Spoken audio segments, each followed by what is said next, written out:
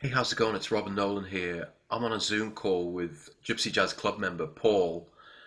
And how's it going, Paul? I'm doing good. Good, thank you, Robert. And Paul has been, getting really good at Gypsy Jazz Guitar, but he's got a few questions he wanted to ask me. And I thought we would just jump on a Zoom and discuss these questions of Paul's so it can help you too. So, Paul, what's going on? What are you asking about?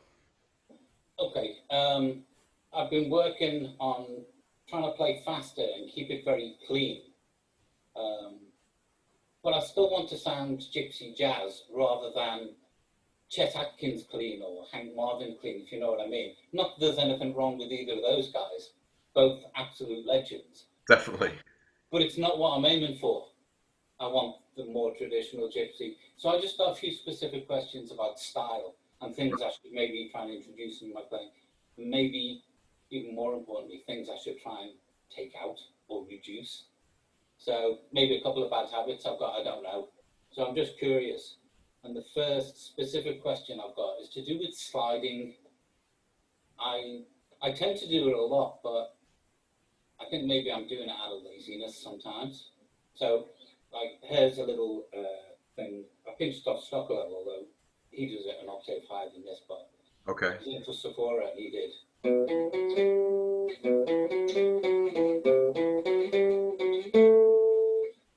And then when I try and get up to speed and slide,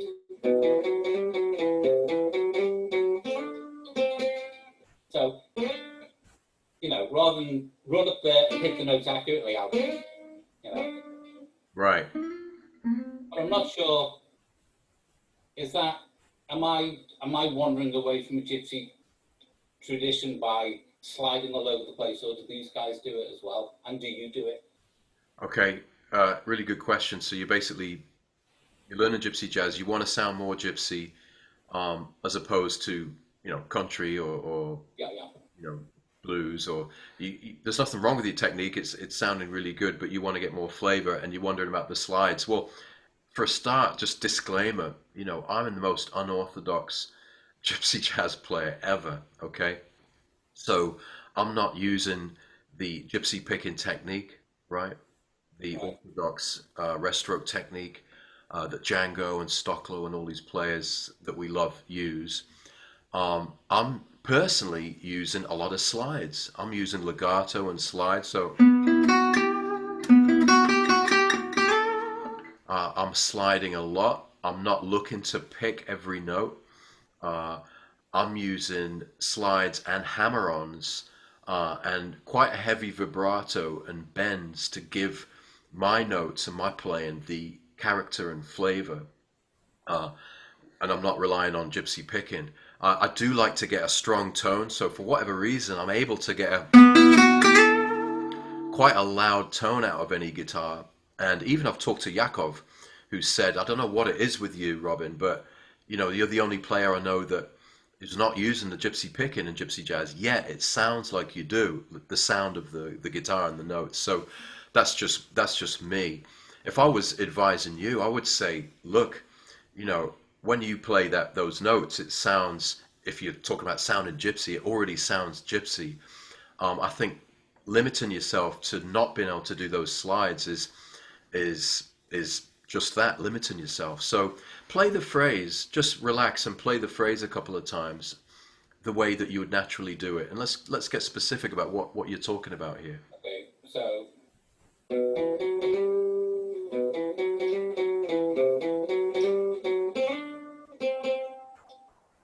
and also I do. Right, right. So back to that phrase. So just that. So instead of going,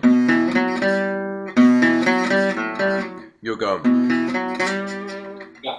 which is exactly the way I would do it. I would go the slide into it. But I think All what's right. really important when you do slide into that note, that you really give it a shake. When you hit that G note over the E minor, if you give it a real shake with the slide, uh, Yeah. see what that sounds like, even more than you used to doing. Than you Okay. used to do. I can. I'm on the wrong finger. Yeah, right. actually. What I do with that vibrato is actually I kind of start off a bit slow, and then as the notes decaying, I kind of add a bit of shake to it to kind of boost it again.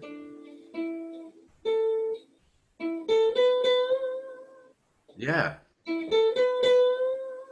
yeah, yeah, yeah. I find it easier. I've got little weak fingers. I'm not so good at doing a lot of bending the vibrato on this. So that's you bending up to the note there. Yeah, yeah, yeah. I can Look, do that. I'm 100%. I would always say to you, you know, from my heart, because I want you to sound as good as possible. I Yeah, would say, do it the way that your instincts tell you. Listen, the more you listen to this music and you absorb this, listening to Forsafora, the Rosenbergs, Django, the more that you listen to it and love it and get inspired by it, the more that it's going to come out of your fingers yeah, without analyzing it and breaking it down into little upstrokes and this sort of thing. I think there's a lot to be said for just being inspired by the music and playing it in your own way. When you played then, it sounded more like Gary Moore, right? You kind of bending it, yeah, yeah, yeah, yeah. and that is what people. That is the opportunity to connect with the listener when you do it like that. Yeah. I think if we analyze it too much with the bends or no bends or the slides, it can get a bit. It starts to your brain when you're playing is thinking, should I do that? Should I do not? Instead of just going,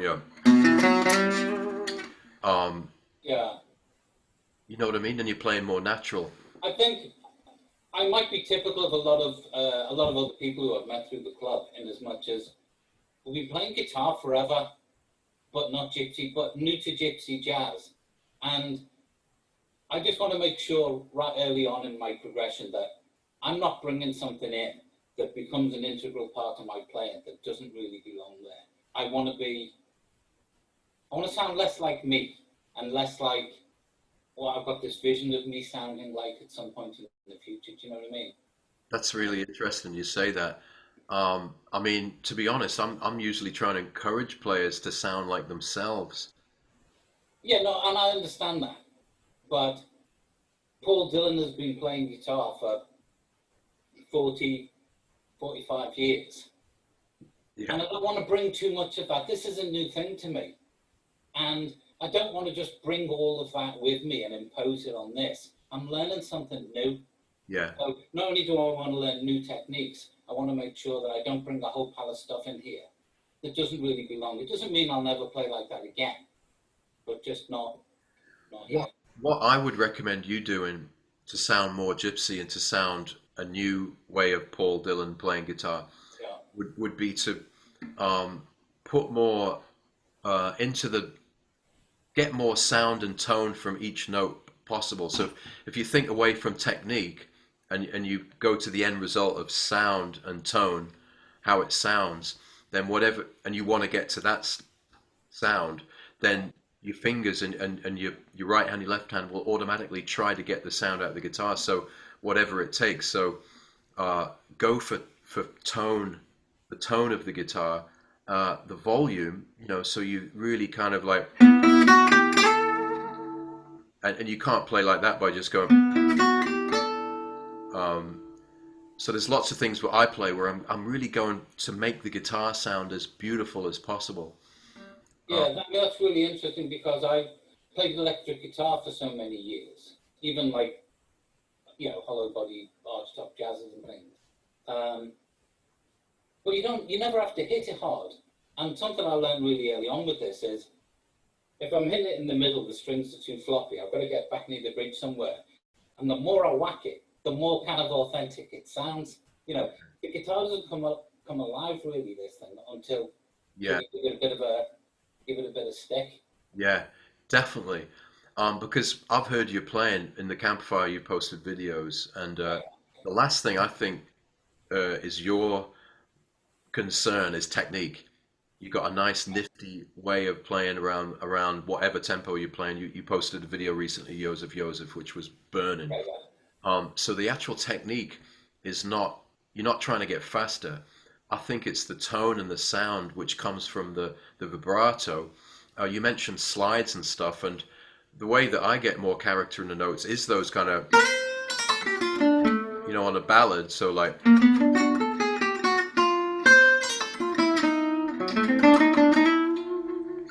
I was playing a little bit of Nuage there, but it is using those glissandos.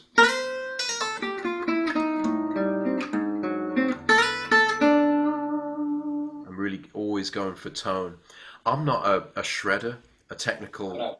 so I'm not like sitting here like Angelo DeBar who can at any moment just go like that and knock everyone dead. So I'm relying on other ways to communicate what's in my head and heart. You know what I mean? Yeah, and I suppose most of what I'm trying to do is play what I can play better. Yeah. At the same time as trying to learn how to play things that I can't learn how to play, which is how Joseph and Bistro Fodder and all that came about. Is Yeah. you're picking something thinking I can't play that, so I'll just spend the next 2 weeks getting myself into a situation where I can.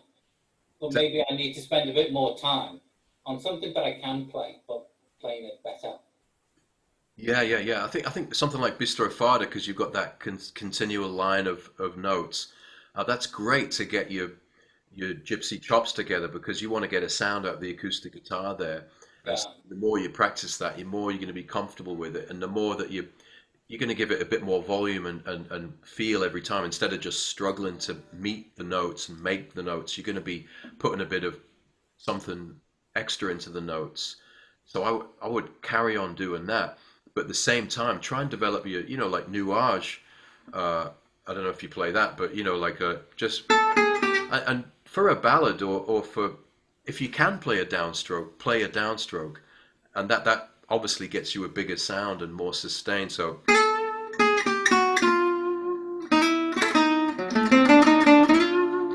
a lick like is obviously all downstrokes, right?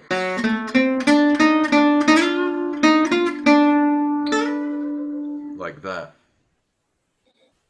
right. So can you just talk to me for a minute then about your vibrato, because your vibrato is very pronounced. It's very Right. It's kind of in your face. Yeah. well, no, not in your face. It's stunning. I love your vibrato, and what I'm hoping is in the next 60 to 90 seconds, you're going to tell me how I can do it like you.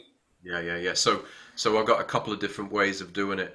One is where I said before, where I maybe slide to the note if it's that A, and then I kind of don't start with the vibrato really fast, but then it speeds up, so it kind of goes. So it goes. Wah, wah. Right. So it doesn't go straight away like that, but it goes. I think it's harder to do. It's easy to do that on the B string. Yeah. On the G string is okay, but top E is hard to do that vibrato, right? But on the B string, try that vibrato.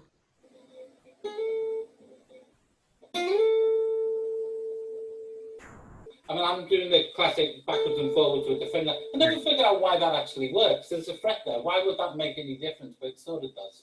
It does, yeah.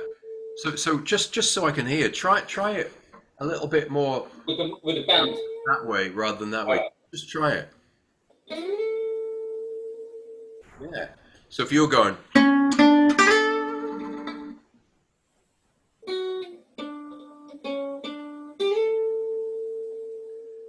Right.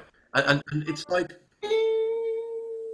yeah, yeah. It's a matter of kind of, it's a little bit of letting your inhibitions go a little bit. It's kind of like Yeah.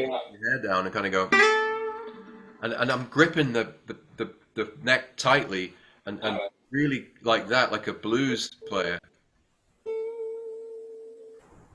I think it's something that if I do it a lot, Yeah, I notice you sometimes when you're bending strings, you pull them down. yeah, Well, I can't do that at all. I saw you doing it, and I thought, oh well, I'll have a go at that. the G string. Won't do it. Yeah, just won't. Just won't have it. I can't Right. do it. Well, I know from the video of Django that he bent the G string and the D string up on Yeah, that. I can only do it for some reason. It's like my little weedy finger, my little fat No, weedy fingers or whatever just won't do the pull. that's fine. I think just to, the message about people doubting their own, you're a bit down on yourself overall, I find. And I'm a bit like that too, to be honest, even though I'm the guy, I'm a little bit, I doubt, or I used to more than I do now. Say, what? I can't do that. And like, I do it all weird, and this finger doesn't work sometimes. I play, this finger is useless at lead. So I've got all these weird things. My double jointed thumb, which when I hold the pick, I haven't got nice, normal gypsy grip there. When I pick, it's like that. It's like this double jointed thumb. See that? So it's like, Yeah, yeah. So it's kind of like that. Everything's a bit weird, but I've kind of got a bit used to it. It's like I've got used to being me over the years, and now I just kind of try and play to my strengths, you know, and try and play what I do know really well. yeah. I mean, I think I do sometimes, appear a bit self-critical, but you're not going to, for me, I'm not going to improve by sitting here thinking how great I am, or, oh, I finished Joseph isn't that great. It's like, you need to look for ways to make, if it's bad, you need to make it good. If it's good, you need to find a way to make it better. You can't, as Confucius said, you know what I mean? It doesn't matter how slow you go, as long as you keep moving. Yeah. I only found that out the other day. It's now my signature on the forum. Yeah. That's good. So, I think it's important. so for your original question about, worried, or not worried, but wanting to sound more gypsy, getting a bigger sound, a bigger volume, and more emotion in those notes which are slow, where you got time to put emotion, will make you sound more gypsy. Of course, there's the ornaments as well, right? The which I've heard you do, just like Yeah, those like kind of ornaments, which is instead of just playing bebop, you're decorating a lot of the notes. Um, and I think why don't you just play me something a bit more of a piece so I can hear. well, look at that.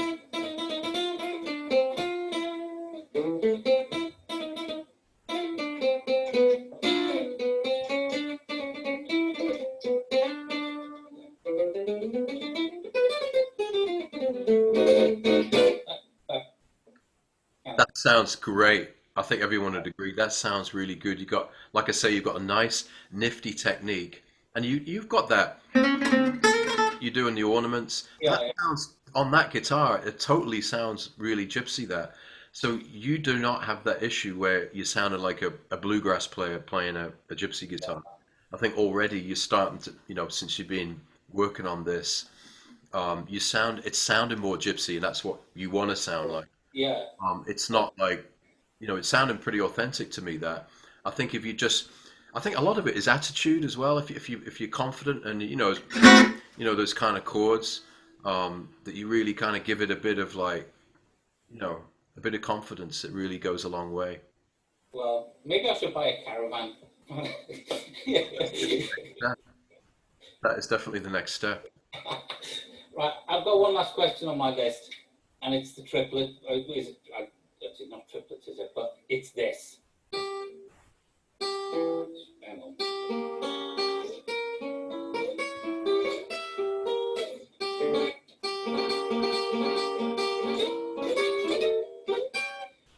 The the on beat is at the beginning, right? Yeah. So exactly. So it's a one, two, three, four, one.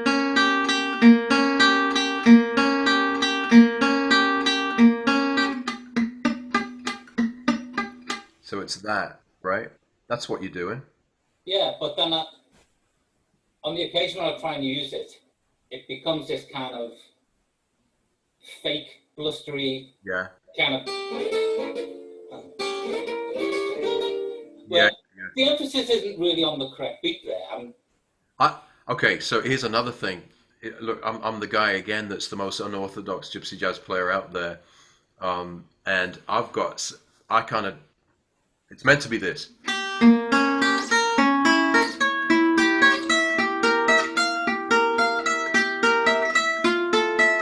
right? But I would go.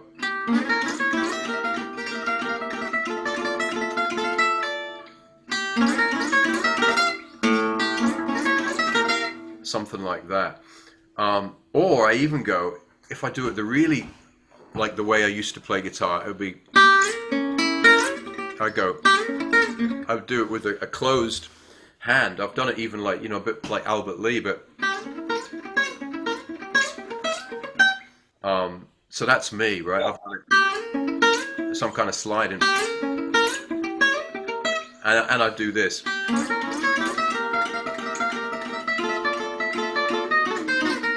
That kind of thing, which is a little bit more like da, da, da, da, right? But when you're out there playing and the rhythm's going and everything, it still sounds great, So if it's a challenge for you getting this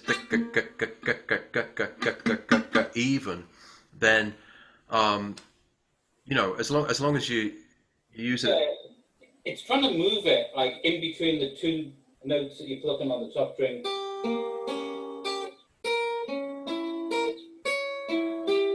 To have time exactly in between the two strings, the two notes that you're playing on the top string.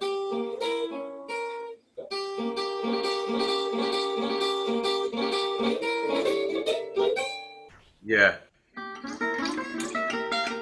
One thing that helps me get it sounding a bit more smooth, so it's not not like this. Is a little bit kind of dynamics down, and holding the pick quite light, so I'm not gripping the pick. I'm making it very kind of like resting, just where is it, like that. Yeah. So in the hand like that, like a magician with a coin. Instead of gripping that pick, and then it becomes really mechanical sounding. It's a bit more kind of like that. That helps me as well. I think I should, because I think I've been trying too hard, and then I get over analytical about. Yeah. Whereas when you did it, even doing it like the fake way, it still sounded completely authentic. You're going too fast for anybody to see exactly what you do, and nobody's going to say, "Hang on a minute." A little bit, yeah. Nobody's going to say that. Yeah, so I think maybe I just need to be slightly less analytical and just go with the flow. Yeah, and like I'm always saying, and like you do, and like do it on the tune that you do it. I don't do it on all tunes. I always do it on that. I did that Bossa Dorado solo where it does that like. I can't remember where it was now, but I do it in the Bossa Dorado quite a lot when I'm, there's D minor, and I go like that. So, like I'm always saying, try and apply this stuff to actual tunes where you're going to do it. Dark Eyes is another one. You got the A minor to D minor. You would do the same thing. The lesson that you did with the two solos. Yeah. On Bossa Dorado, that's what I'm currently working on. That's great. Yeah. That's a great lesson, that one. Yeah. That's a good one, and that's got that thing. I could even pull it up here. Yeah. That was. Let me pull it up, and then if everyone could just hang on, I'll just get the. Because just while you're doing that, one of the things that I sort of suffer from is, but I get overwhelmed by my own enthusiasm. So I'll get like part way into something, and I'll see something else on the site, or you'll go and post something new. I'll be like, no, I'm going to do that now, and then I'll move on. And then somebody will post something in the virtual jam session, and I'll want to jump in on that. I've got the attention span of a housefly. Yeah, but I think we're all the same. I think we're going between. Yeah, I'll play that solo, and then this is the one where it's in. Here's example solo number 2 on Bossa Dorado. 1. I can't remember how it begins. 1, 2, 3.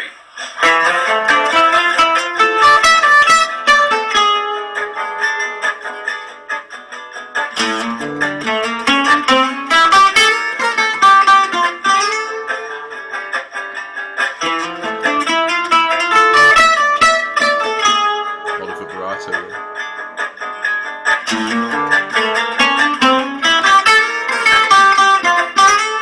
There's the bridge now.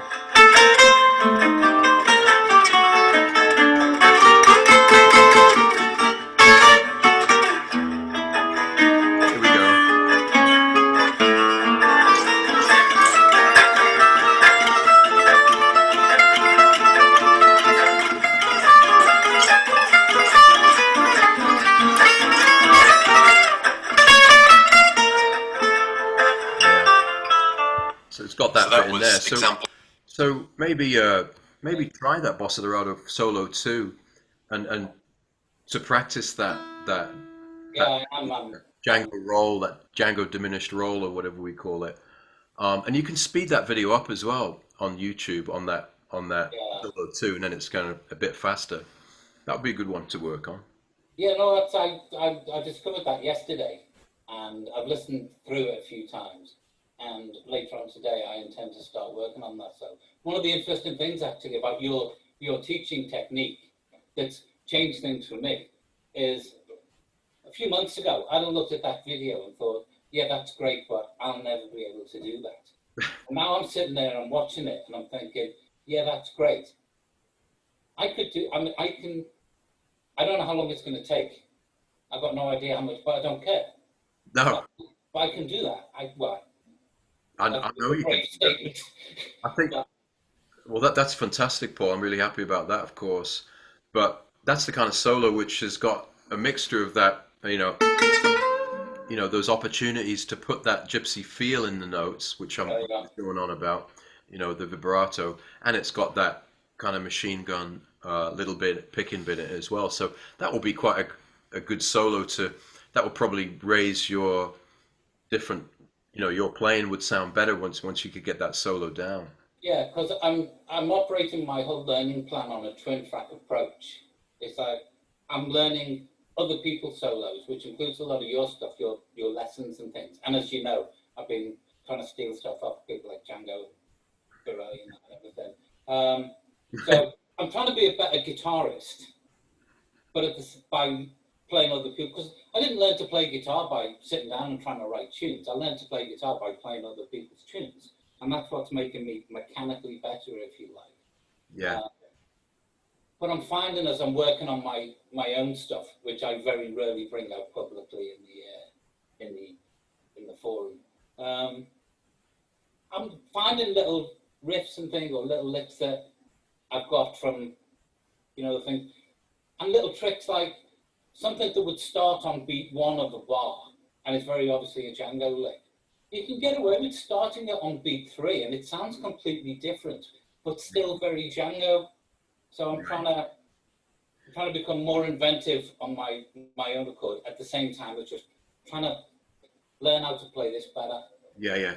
That thing of being inventive, starting on different beats of the bar, that's definitely a good thing to practice, because when you're at the jam, when me and you are in Amsterdam or whatever, and there's 10 of us, and we go, what are we playing? Joseph, oh great. Then it's not like you go, oh hang on lads, I meant to do that on beat one, It's like you just kind of go, "Bleh," and you go, "Deh." So that lick that you've practiced is not actually on one, so it might be one, or 1, 2, 3, or 1, 2, 3, 4. It could be on any beat of the bar, and then you adapt your brain and you fit it all in. It'd be completely different that you've practiced. Yeah, it's amazing how you can play the same notes in the same order, but by starting them on a different beat, it sounds like a completely different lick. Yeah. As long as you haven't wandered into like a very strong chord shape where the last few notes obviously don't belong, in which case you just suddenly change that on the fly as you Yeah. go. So that's a good thing you could try. You could just get an A minor going or a metronome, Yeah. and then go on 1, 2, 3, 4, and then you go 1, 2, 3, 4, 1, 2, 1, 2, 3, 4, 1, 2, and then on 3, Yeah. 1, 2, 3, 4, 1, 2, and of course it's the same lick, but it's just displaced. And then Yeah, once it's in the context of the music, it sounds like it's a to completely be honest, that's what's going to make it sound more interesting and more real, yeah. organic than just a copy and paste ideas. Well, listen, I've got to the end of my list here. Thanks so much for this. This has been really useful. We'll do this again, Paul. This is great. Whenever you like.